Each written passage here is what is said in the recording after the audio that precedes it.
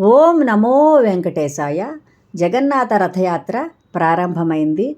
ఎన్నో ప్రాంతాల నుండి లక్షల మంది భక్తులు అక్కడికి వచ్చి ఈ యాత్రలో పాల్గొంటున్నారు.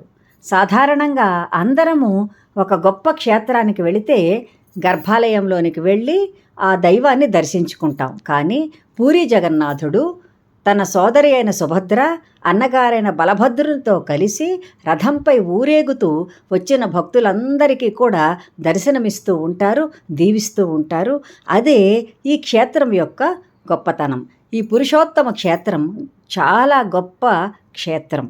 ఈ రథయాత్రలో పాల్గొన్న వారికి పునర్జన్మ ఉండదు అని భక్తుల నమ్మకము. అది యథార్థం కూడా.